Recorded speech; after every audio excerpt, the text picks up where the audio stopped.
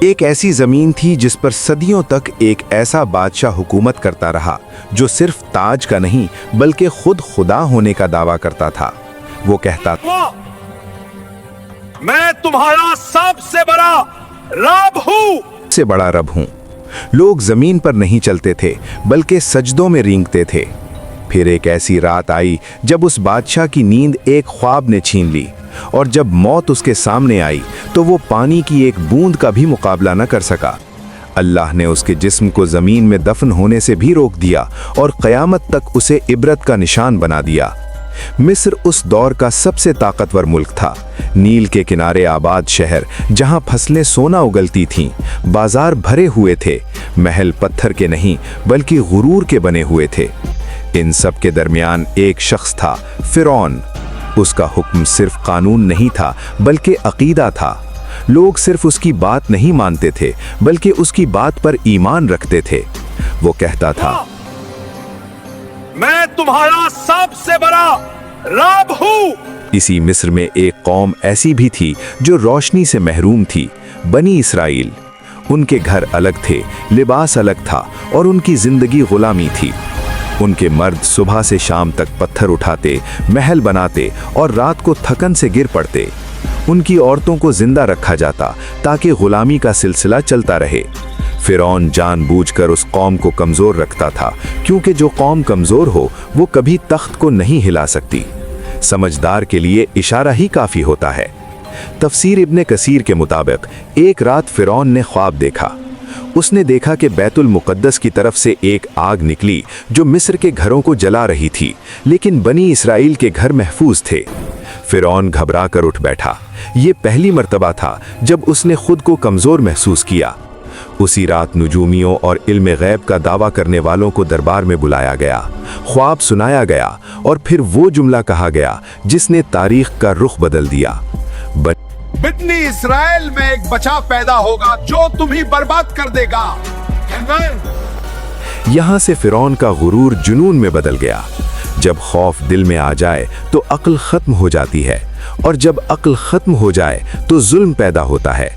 فرعون نے سوچا مسئلہ پیدا ہونے سے پہلے ہی ختم کر دیتے ہیں، اور پھر وہ حکم جاری ہوا جو قانون نہیں بلکہ قتل نامہ تھا۔ بنی اسرائیل کے ہر نوزائیدہ لڑکے کو قتل کر دو۔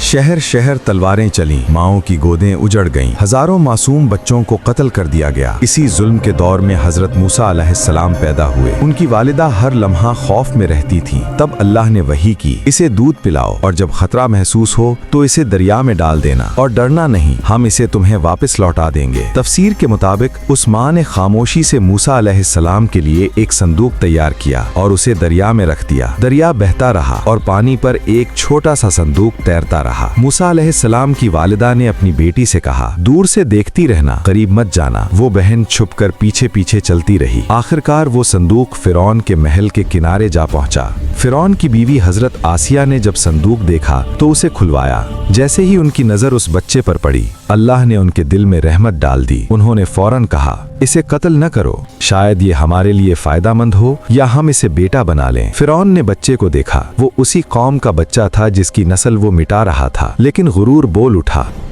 یہ بچہ میرا کیا بگاڑے لے گا۔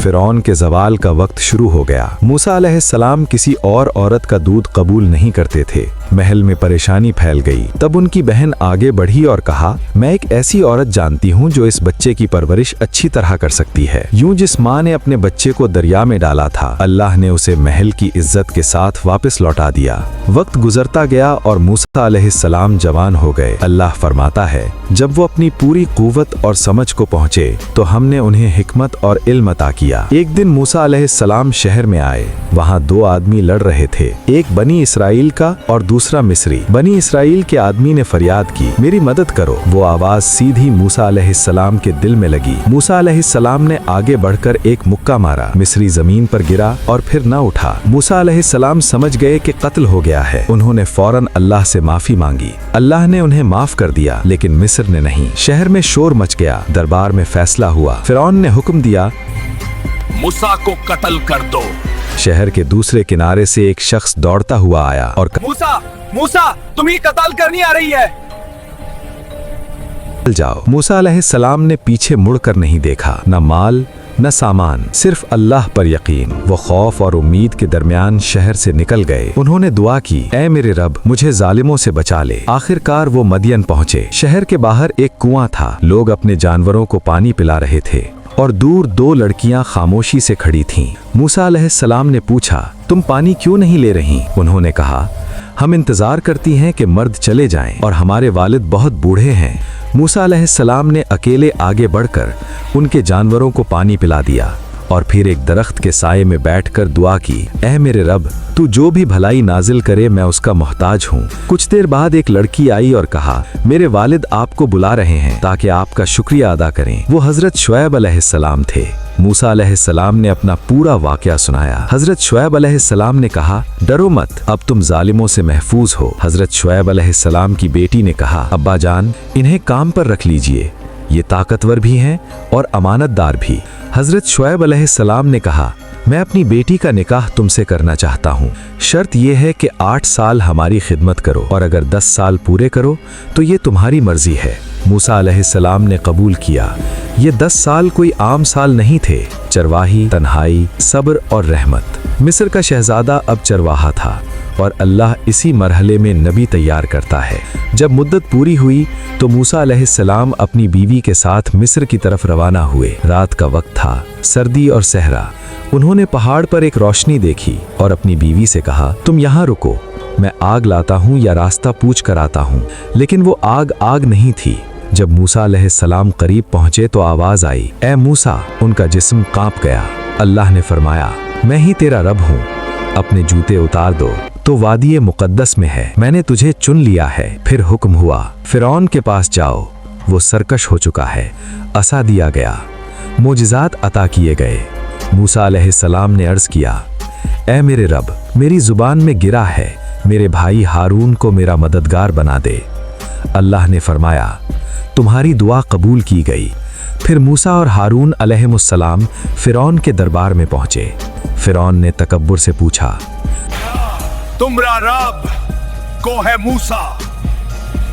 मूसा अलैहिस्सलाम ने फरमाया, वही जो जिंदगी और मौत देता है। जादूगर बुलाए गए, रस्सियां फेंकी गईं, लोगों को सांप नजर आने लगे। मूसा अलैहिस्सलाम ने असा फेंका, वो हकीकी अजदहा बन गया और जादूगरों के सांप निगल गया। जादूगर सजदे में गिर गए। ये तू खुदा का मुज्जा है, मेरा रब सिर्फ मैं हूं। फिरौन का गुरूर और बढ़ गया। फिर अल्लाह के अजाब आए, तूफान, टिड्डियां, जुएं, मेंढक और पानी खून बन गया। आखिरकार हुक्म हुआ, रात के वक्त बनी इसराइल को लेकर निकल जाओ। समंदर के किनारे पहुंचे, सामने पानी, पीछे फिरौन की फौज। लोग घबरा गए। मूसा अलैहिस्सलाम ने फरमाया, हरगिज नहीं, मेरा रब मेरे साथ है। असा मारा गया, समंदर 2 हिस्सों में बट गया, रास्ता बन गया, कौम गुजर गई। फिरौन भी पीछे आया। फिर अल्लाह ने हुक्म दिया, पानी बंद हो गया। फिरौन और उसकी फौज डूब गई। मरते वक्त उसने कहा, मैं ईमान लाया, लेकिन देर हो चुकी थी।